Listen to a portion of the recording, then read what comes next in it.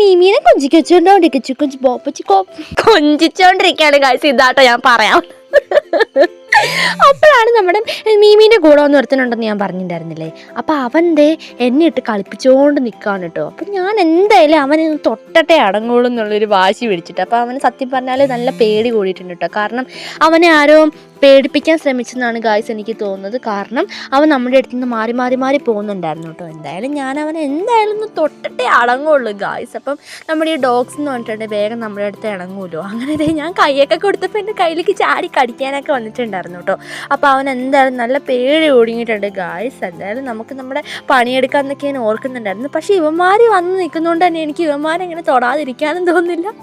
സത്യം പറഞ്ഞാൽ ഇവൻ എന്നെ സത്യം പറഞ്ഞാൽ കളിപ്പിച്ചുകൊണ്ടിരിക്കുന്നത്. അപ്പോൾ ഇവൻ്റെ കളിയൊക്കെ കാണുമ്പോൾ എനിക്ക് നെയ്മറിനെ പോലെ തന്നെ തോന്നുന്നുണ്ടായിരുന്നു കേട്ടോ. അപ്പോഴാണ് ഗായ്സ് മഴ പെയ്യാനുള്ളൊരു തുടക്കം ഞാൻ കണ്ടത്. അപ്പോൾ ഞാൻ വേഗം വിറകെടുത്തിട്ടുകൊണ്ടിരിക്കുകയാണ്.